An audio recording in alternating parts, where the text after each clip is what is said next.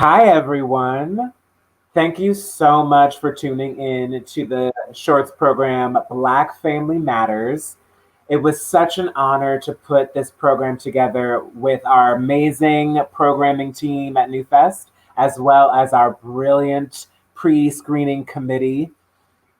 This program always makes me cry, so I'm sure that y'all have some tears streaming down your face right now, tears of laughter, tears of joy, tears of grief and sadness, and just beautiful, beautiful work that these filmmakers put together. My name is Desmond Thorne. I'm a programmer at NewFest, and I'm so excited to welcome the filmmakers from Mercury Afrograde, hyphen ship, honor Black trans women, plus, and sex is a God thing. Welcome, welcome, welcome. Y'all, how's everyone doing? Good. Amazing. Really good. Good. So, since this is a Q&A with so many people, and we only have 15 minutes, I want to dig in and ask you all specific questions about the shorts, but I may not be able to do that. So what I can do is offer each of you very specific praise for your wonderful films. So, Blanche, Mercury Afrograde, I knew from the second that I saw the title of this film that I was going to love it. As a Black astrology head, you absolutely just delivered. The composition of the shots is wonderful. The performances are so natural. The design is amazing. The lighting is amazing.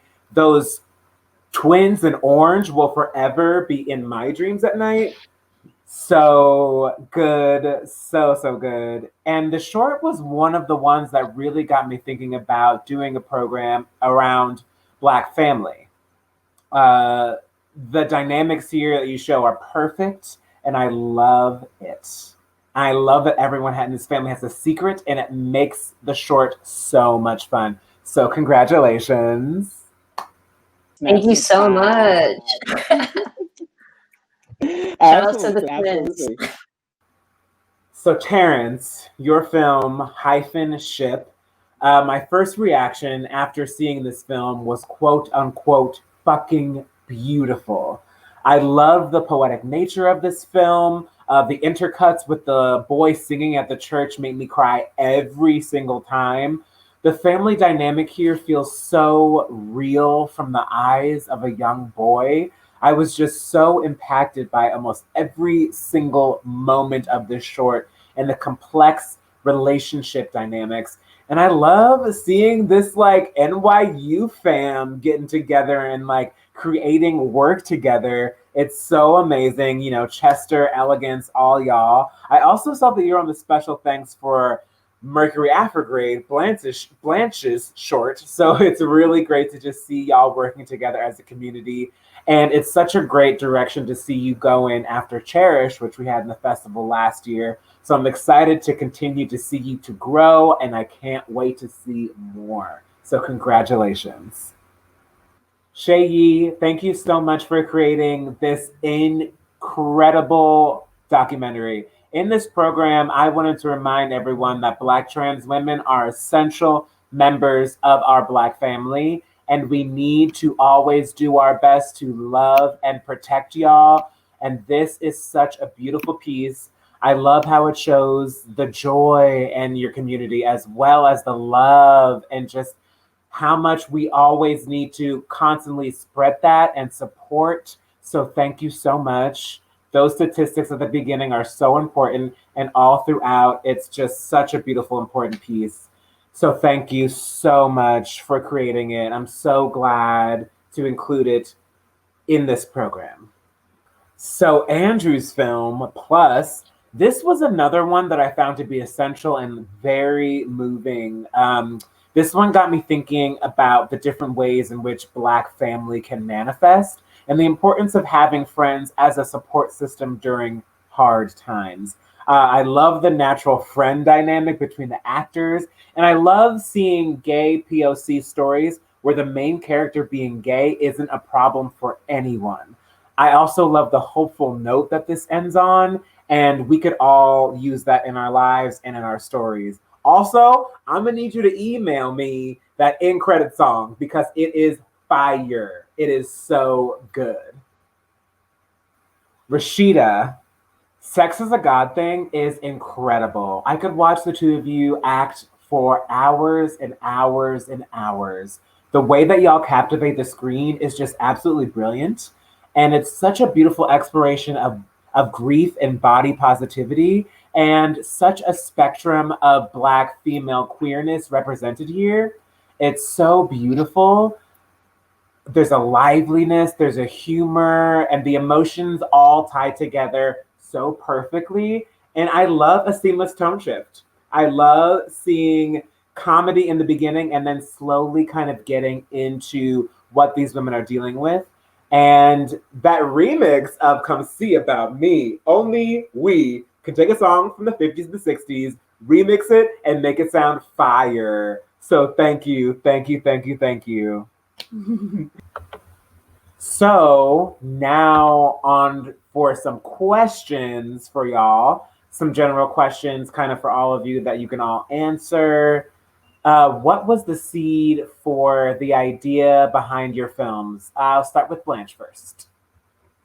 Definitely my love for astrology, and also realizing that I don't really see too many West African families like my own depicted in media whatsoever. And so I just felt the need to bring that representation to the forefront. But also I kind of thought about what would be an African parent's worst nightmare. Like, what is the worst thing that their kids could do that would just set their world ablaze? And also literally every Mercury retrograde, I'm always running into people unexpectedly. So a lot of that that was in the intro actually happens to me. Whenever Mercury retrograde takes place, it's always some unexpected thing being revealed or going wrong. And so I just wanted to explore that. Amazing. Shay, what was the seed behind the idea to make a documentary? The seed behind it was also just bringing in some joy and some resiliency. Because just with this third wave of lynching that's happening, particularly to Black trans women, I wanted to add something different to the conversation. And so that's why I put the piece the way that I did, that it is important for us to honor and to mourn and to rally and to create a different world where there's safety and love for Black trans folks, especially Black trans women and Black trans men, right? But we also need another piece in that conversation to try and balance it, so not everyone's just thinking every time you walk outside the door you're going to be murdered every day. So yeah. Absolutely. Andrew, the seed behind the idea for Plus? Yeah, I really wanted to make a film about brotherhood, the friendship between two Black men, specifically one queer, one straight. But also the theme of self-acceptance, I think, is a reoccurring thing for queer people. So I wanted to make a story about how to start that journey, and you need a support system. So that's kind of how it all came to me. Dope. Terrence, -ship. Hey, well, I always contextualize, myself and my work. I'm a poet and a filmmaker, and all of the work that I do tends to focus on reimagining Black male identity, destigmatizing mental health, and communities of color specifically. And so -ship is no different. It actually started off as an experiment. I'd been developing a limited series for a few years and was having trouble trying to make the themes palatable and the subject matter palatable for modern day audiences with modern day TV and those limitations. And so I was really trying to figure out how to create a container that was both small but could hold some of these heavier themes I was thinking about, which are all around what do we pass down to our children, to our younger generations, those small, subtle, but really complex ideas that get weaved into our imaginations, into our identity formations at a super young age, even going to the imagery and the language that surrounds our bodies that we take in, and how these things inform, how we think about ourselves and how we engage and interact with the world. And then ultimately end up getting passed down to our children to create this cycle that I think, can have some traumatic end results, especially because so much of that is born from traditions that link back to slavery. So that was one of the biggest motivations for me with the project. Well, the seed for Sex is a God thing really it's quite a long story, but I definitely will be brief. We started this journey back in 2014 and wanted to, tell a love story about two queer women, and it be not centered in the ways that we've normally seen it, being an actor of size, and wanting to also demonstrate for the people that were in some of the courses that I was teaching around sensuality, reclaiming our body, and reconnecting to our sexuality as a divine practice and as a healing practice. I wanted to give them that example of what does that look like when you finally have that experience of reconnection with your own body and are able to bring that intimacy with self into the space that you share with another. And as the story developed over the last several years, we've really tried to focus on the ways in which the energy of the erotic exists outside of sex, and how there's just the feelingness of the erotic, and being able to come to a place where you allow yourself to be vulnerable and to be seen. And I definitely think our story, this rendition of the story, this installation of the Sex is a God thing series, definitely grapples with how do we get back to a space of connectedness and pleasure within our bodies as we're navigating or grappling with grief, and the undoing of some of the anchors in our lives. So my next question is, are there any POC queer films or filmmakers that have inspired you to create these projects or others? Blanche, I'll start with you. Definitely Wanuri Kaihu, who made Rafiki. I really enjoyed that film. Barry Jenkins, although he's not queer, but Moonlight was very pivotal for I think most Black queer filmmakers. Dee Reese, first and foremost, definitely inspired me, I think, to even embark on filmmaking. After I saw her debut feature, I would. Those are probably the top three for me. I guess I'll hop in next with the same question.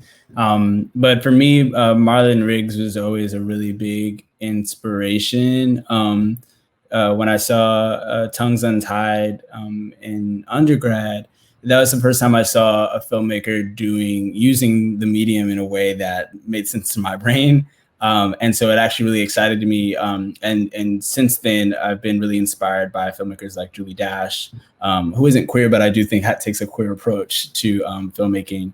And then the beautiful thing is I went to Morehouse College, which is a all Black boys school in Atlanta, Georgia. And so many really beautiful creatives have come out of that space, queer identifying, and that have gone on to make really beautiful works. And a lot of them inspired me as well to step out of script writing, which is what I did exclusively or solely, into filmmaking. And so I'm really grateful for their shoulders. For me, specifically for this project, I'm gonna have to, say Dee Reese as well. I watched probably 3 times before I started writing this short. Oh, yeah. I just really like the whole character piece of it all, just following one thing. So I'm gonna have to go with Dee Reese. I can go. Something that's always inspired me is also Marlon T. Riggs' Tongues Untied. I love the lyrical storytelling and the way that it just talks about like the Black community in all its aspects and the Black queer community. I will also add in a Julie Dash because it's a lyrical element, and also looking at African cinema like Usman Sinbei. And they really are inspiring me for the current project I'm working on called Afro Mystic, which is it's going to be a feature queer and transracial storytelling in Brazil, Nigeria, and the US, and just really bringing in all those elements of performance, of ritual, of looking at it being lyrical, and also just how spirit plays a role in our life to be free. Amazing. I love all of those responses. I also love Rafiki. When I saw Tongues Untied, it literally changed my life. And it's so incredible. And let's all give it up for Daughters of the Dust. Like, not a queer film, but incredible and just absolutely just a flawless film. And, always wanted to see more from Julie Dash. And, though Barry Jenkins is not queer, as has been said, Moonlight is fucking amazing. Pariah is one of my favorite films, so I'm right on par with all y'all.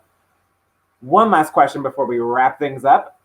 What's in the future for all of you in terms of filmmaking and storytelling? Do you have anything coming up? What are you working on? Yeah, so we're working on the next installation in the Sex is a God Thing series, and just getting that story into a place where it feels good, and working on a documentary about a mentor of mine, the late Reverend Anthony Hollins, who was a HIV/AIDS activist in Chicago in the 90s, and his predominant stomping ground was the Black church. And so, I'm really excited to, get more stories from folks that have were blessed by him and his work, and getting a chance to kind of document a really pivotal part of Chicago's HIV and AIDS history in terms of prevention care. So yeah.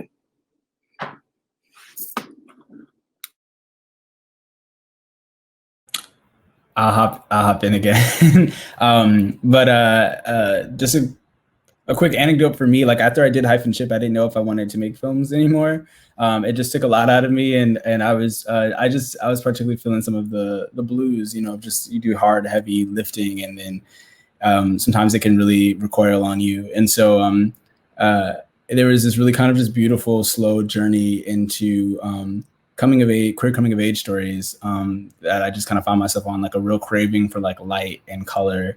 And then, as I was sort of finding a bunch of queer coming of age films, kind of having that heart sink moment of like not seeing yourself and really never seeing stories that resembled, your own history, and sometimes not seeing, two people of color as the main leads. And so that building frustration led me into reaching out to a really good friend of mine. His name is Keith F. Miller Jr. He's an educator and a writer out in Savannah, Georgia. And he'd sent me a unpublished manuscript for his novel Pretty a few summers before. And, I approached him about taking a chapter and developing it into an animated, or into a short film, which has now redeveloped into an animated short because of COVID. But it's just been a really exciting, exceptional journey to work on this queer coming of age story of Black boys from the Deep South.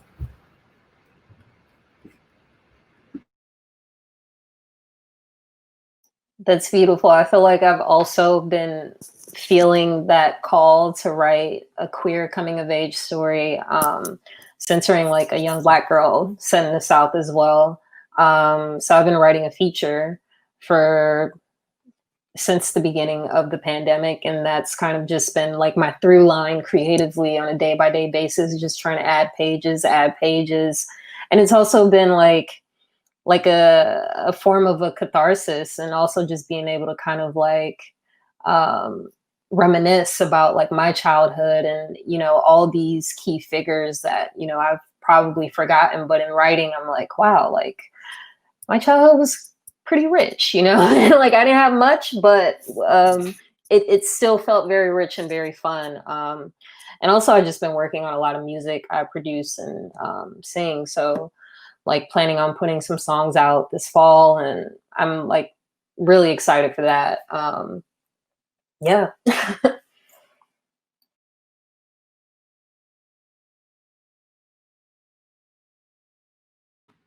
Okay, I'll go. Oh, I am currently working on writing another short, fantasy short. I feel like about what it is, what it would be like to have magic in this world realistically. um, and hopefully we'll see how COVID is at, but hopefully I can do that next year. Until then, I'm just writing, working on the pilot for Plus, and other pilots. You know, I'm delving into like sci-fi and fantasy, specifically with POC people who live below the poverty line. And just kind of like, I'm from the Bronx, so mainly like the Bronx community. So yeah, so I've been doing just writing. Hopefully a short next year, and yeah.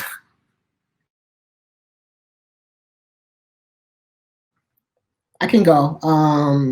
So I've been working on the Afro Mystic piece, and it's just been a lot of grant writing, just like working on treatments, and really the inspiration for Afro Mystic is really looking at like how queer, trans, and gender nonconforming Orisha practitioners and priests and priestesses are superheroes and leaders. It's a story that I don't see, and we don't really hear a lot about the Orishas in the US. And when we do hear about religion, it's usually, anti-Judo Christian, and, you're going to die, you're a sinner. And so that's not my reality. And a lot of folks that I know who are Orisha practitioners love themselves and Orisha, and Olodumare loves us all.